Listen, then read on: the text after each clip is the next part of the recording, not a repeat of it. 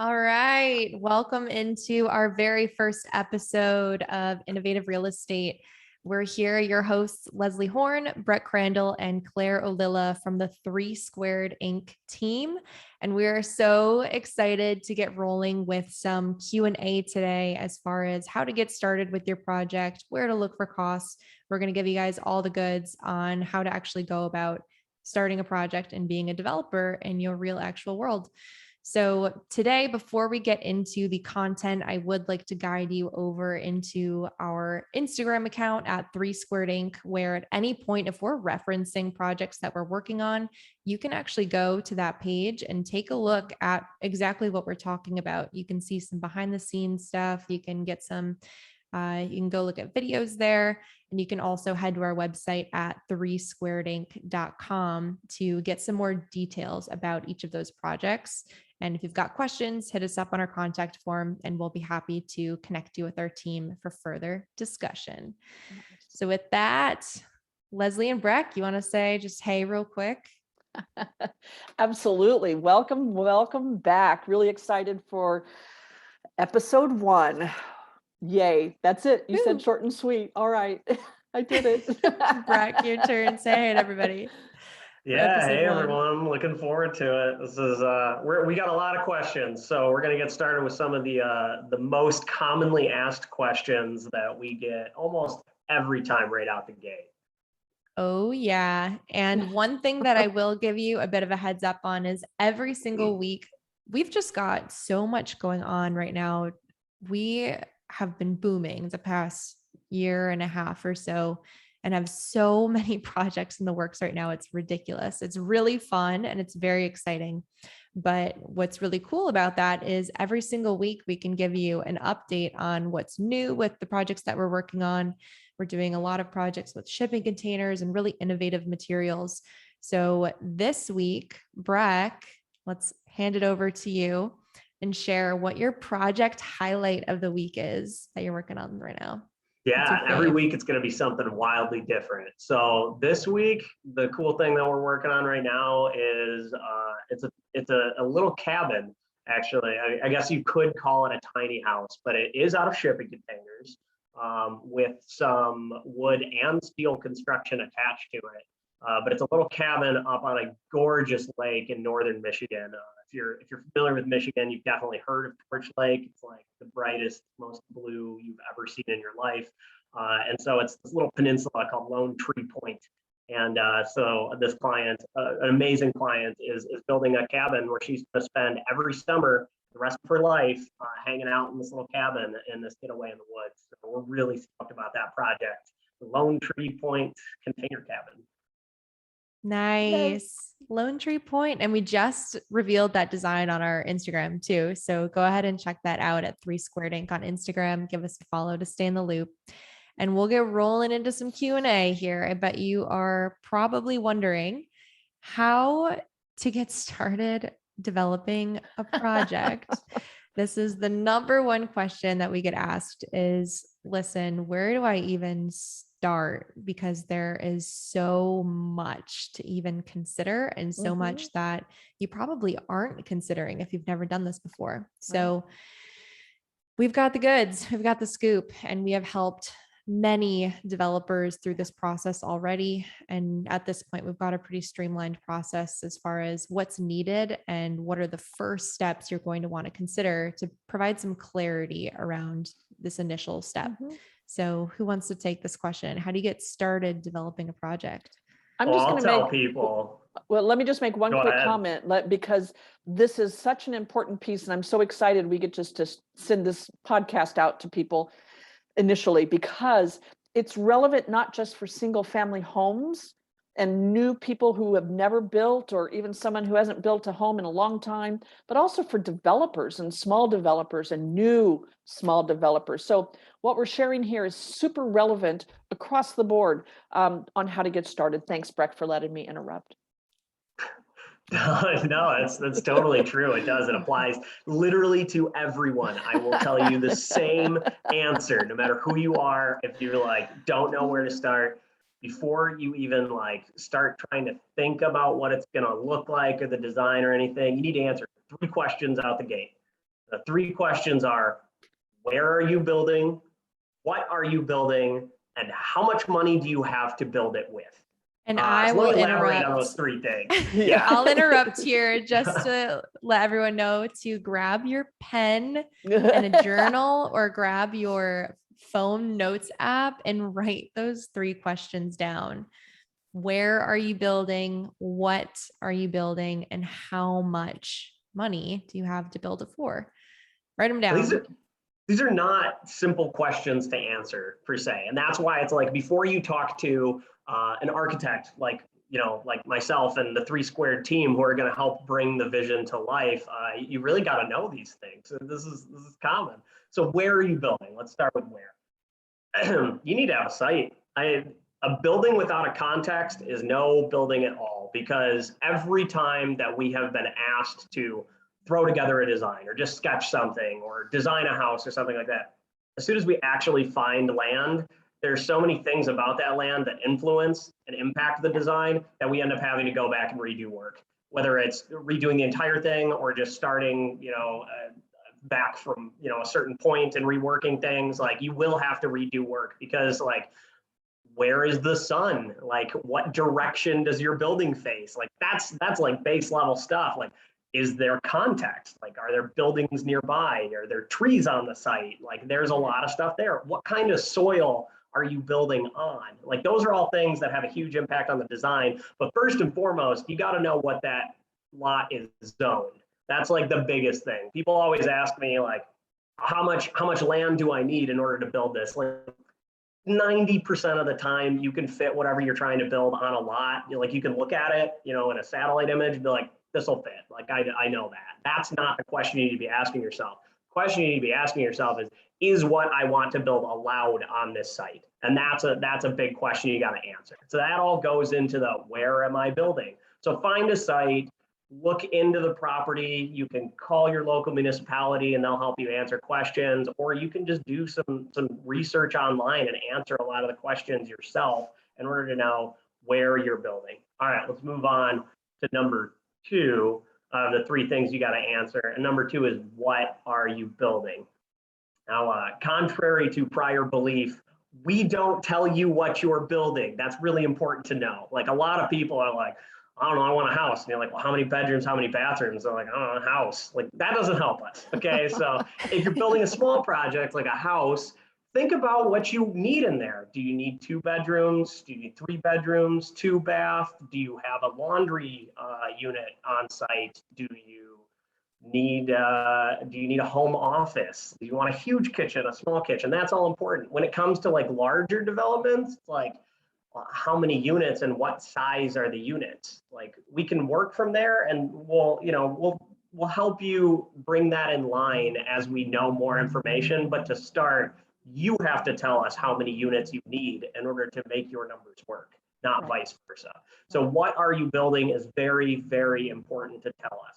The construction type doesn't matter. It doesn't matter whether you're using shipping containers or traditional stick framing or masonry or steel or any other unique form of construction. That doesn't matter at this point. You just need to know what you're building.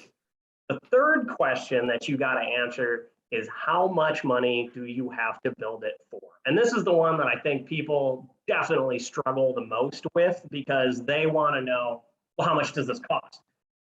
Well, that's the wrong way of thinking about it. Honestly, you got to start with the where and the what, and then that will give you some information to find out. Go to a bank, ask them what you're pre-approved for. If you're trying to build a house, like, don't design a house and then find out that there's no way you could afford it. That's a waste of everyone's time. Instead, talk to the bank, find out how much money you have to work with, and then we can make a design that fits within your budget. That's super important. You'll hear 3 Squared say over and over and over again in these calls that we are interested in making real buildings, not designs that are going to sit in cyberspace for the rest of eternity. Like, we really want to help you bring an actual building to reality. And so these are 3 questions that we got to answer right out the gate. Where are you building? What are you building? And how much money do we have to build it with?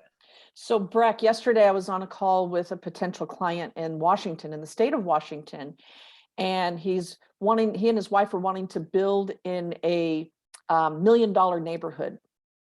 And he says, I have about 500,000, I could probably do 750,000, but can you tell me exactly how much it's going to cost? I'm like, well, no. I mean, like a 4-door sedan, if you go to a car dealership and say, I need a 4-door sedan, it's going to cost you, 16,000 or 160,000. He goes, well, I get that, but I just want to make sure if I'm at the 500,000, is it a house that, is it going to be a house that's 2,500 square feet, but is it going to be a cool house? Is it going to be something that like, is it going to meet my expectations at the $500,000 mark? And these are the kind of questions we get. How would you respond to him?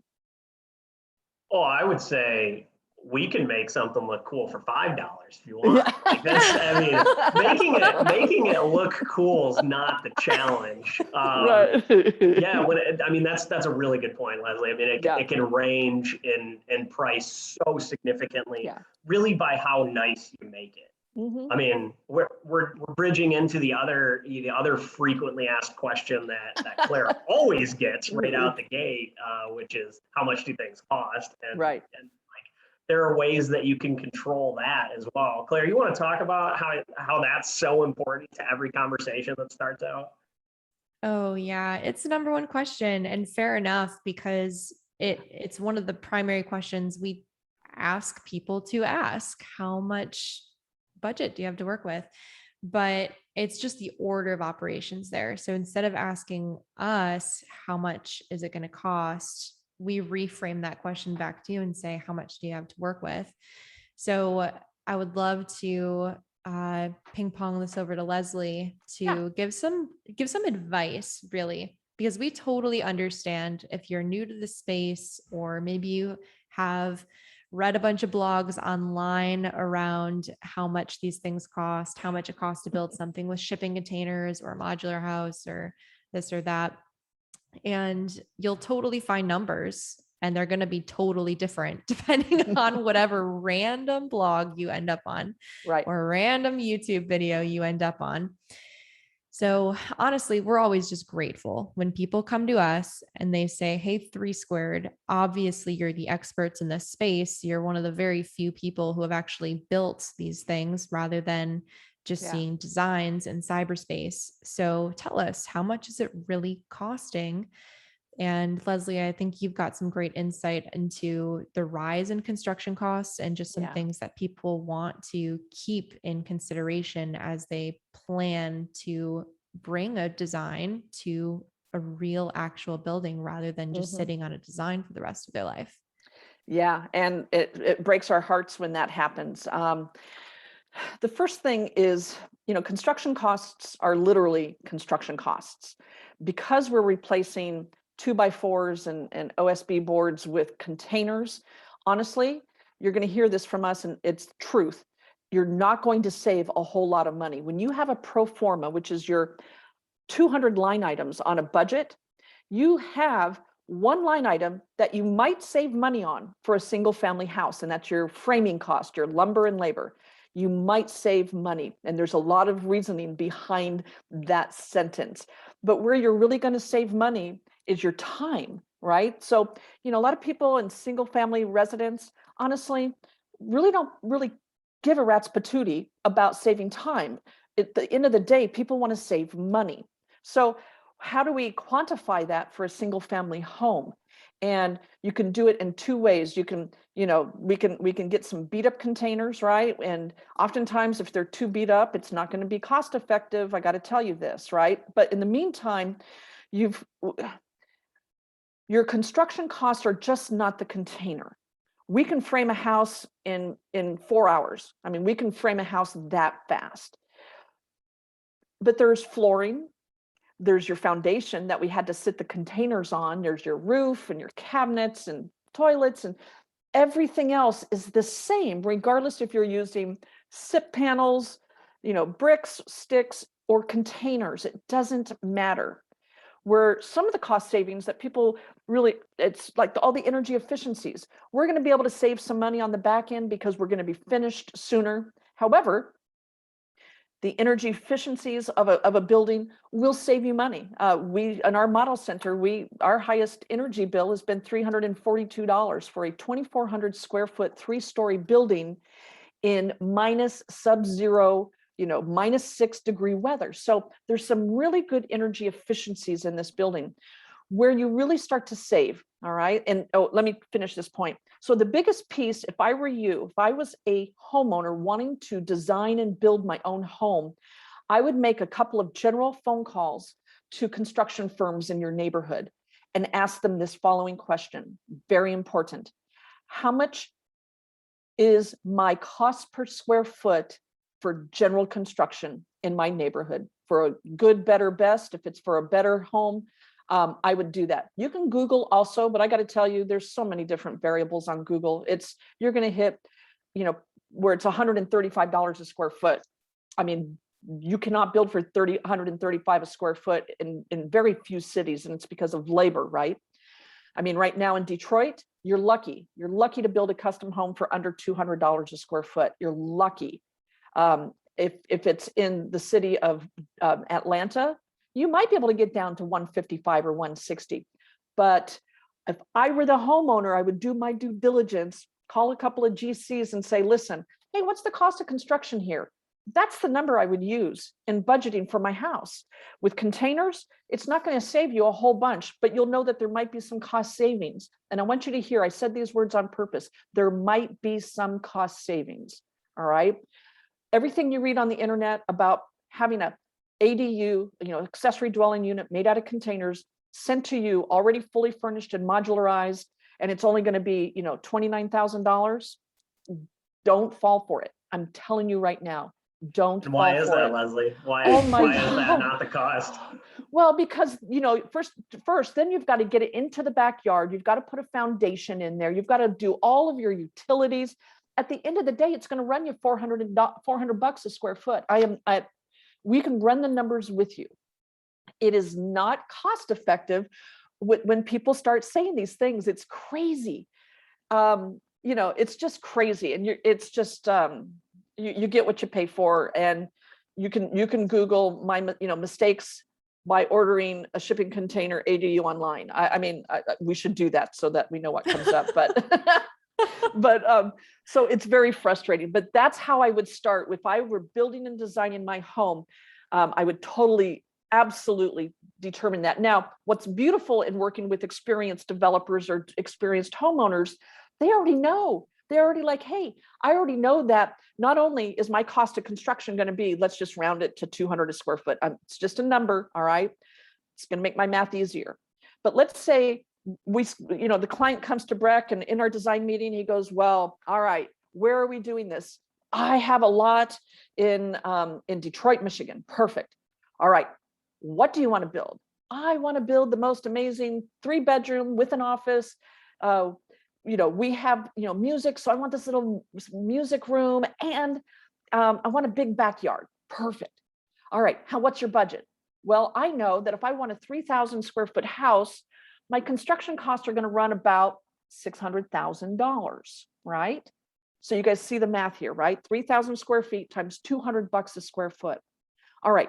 What people forget sometimes is that in addition to your hard construction costs, you have what we call soft cost, which can actually add up to 20 to 30% of your construction costs. Surprise. So I know, boom, shakalaka. It's a big surprise. It's ouch. What that means, it's architectural engineering fees. And, we have an allowance in our fees that take care of structural engineering. But if there's something amiss in the ground, if you're in wetlands, that allowance just went out the door. Wait, Leslie, are you telling me that the drawings for my house aren't included in my construction cost? Wow. I know, it's true. These are all, it's to get a house up through the permit. Our team spends about 240 hours on getting your plans designed and ready to submit for the permit. It's really, truly, it's a feat. And we have 100% approval in every municipality that we've gone to. And then on top of all of that, you've got, where are the utilities and what are the hookups for the utilities? And, you know, you're going to want a driveway. You don't want to just pull into a dirt garage. I'm just joking on that, but you get my point. You on want this. some plants on your site afterwards, and you might want to put a tree. Like there are a lot of costs just beyond just the building itself. Yeah. And so please don't take that $200 to heart right now. Do your homework, do your due diligence where you live. And, you know, we're happy to help you put a budget together. We're super easy. And, you know, we kind of know what we're doing. Actually, we don't kind of, we really do. We're really good at what we do. We can give you what it's going to cost. And we oftentimes do for experienced developers. They're like, well, what is the cost of modifying the containers and delivering and installing them? We know that number. We just need to know how many that are going on site. And so, and, you know, we'll work with you. We've got actually some funders that love cargo architecture that will help you with a construction loan. We can point you in the right direction and the right questions to ask, but really realistic expectations. We really want to set those up front. Breck, Claire, did I miss anything? Well, yeah, I think just in conclusion, there you go. I do want to say, like, yeah, construction costs are going to cost what they're going to cost based on where you're located and based on the parameters of what's happening at your building site. Like, you know, you have a high water table and you can't really get into the ground without dealing with a bunch of issues, or if you've got a house that you have to demolish, like all those things, those costs you can't control. Those are out of your control. But there are some things that you as an owner or a developer can control. And so I'm just going to end on 3 simple ways that you can control your cost expectations going into things. And the first one's real obvious. The first one is scale. Like, how big is it, right? If it's smaller, it's generally going to be cheaper. That you know, minimizes at a certain point where it won't get any cheaper than this, because you have to have a kitchen and a bathroom, right? Like you have to start with there. But you can reduce the scale of your project to control your costs. That one's obvious. So the next one is timeline. The faster you want something done, the more it's going to cost every time. If you have flexibility in your timeline and you have a little bit of time to wait as things progress, it will be cheaper every time. We have a lot of people who are like, I want a house and I want it done before January. And you're like, okay, well, that gives us like 3 months. Like, that's not going to happen. And if it does, it's going to cost you like quadruple, because everybody's going to be adding rush to their, you know, delivery of materials and labor, et cetera. So scale and timeline. And then the third one that I think people forget about is quality. And I don't want you to be misled by that. It's really, I'm talking about the quality of finishes, like how you finish out the house. You can pick a tile that costs $1, or you can pick a tile that costs $50 for each single piece. So we've seen projects that have, honest to goodness, we have had 2 identical buildings that one was finished out for $175 a square foot. The other one was finished out. It had like custom marble countertops. It had all this like gilded specialty, you know, appliances and fixtures and faucets and handles. Every lighting fixture was custom. And that house came in about $450 a square foot. So like, you can control how the building is finished out. When you talk to general contractors, they're going to ask you, and Leslie said it earlier, good, better, or best. You know, good is like builder grade quality, or like furnishing your kitchen with IKEA, something like that. Better is like, all right, we've got custom cabinets, but it's not top of the line. You have a solid surface countertop, but it's not, you know, anything custom. And the best is like that expensive house I just described, where it's like, you've got marble countertops, you've got the nicest flooring you can possibly get. Every room has custom furnishings and everything in it. So you can control that. And that's something that you need to start thinking about right away. When you start having an idea for a project, like, you could start thinking of like, how nice is this? And what do I want it to look like when it's done? And you could start pulling inspiration together and having photos of what you're thinking, because that's all going to help us and your builders and everybody involved help you have a better estimate of your cost as you go along. And that's really important. Breck, I think IKEA should be in the better. Is that not true? Because I really like the IKEA. I take it, IKEA has low grade, and they have actually, their top of the line is kind of nice. I don't mind IKEA. I'm not bashing IKEA in any way. half of my house is furnished with IKEA. So yeah, exactly. How long did it take you to put the first one together? I'm just joking. yeah, right. We'll get to that one. There's Yeah, that's plenty a of joke episodes for to another come. day. Exactly. Too many Oh, anecdotes my. to share at once. I know. Awesome. All Wow, right. this is I think that awesome. was very efficient as far as information packed into one single episode. So if you are listening to this and your head is already spinning with, oh my God, I've got to listen to this episode 5 times to make sure I've got this straight, then I will guide you down into the show notes of this episode. Just scroll down into the details and you will find a link there where there will be a summary of the key points from this episode. You can click that link and it'll take you to a page where you can just at a glance see what we covered from a high level overview today.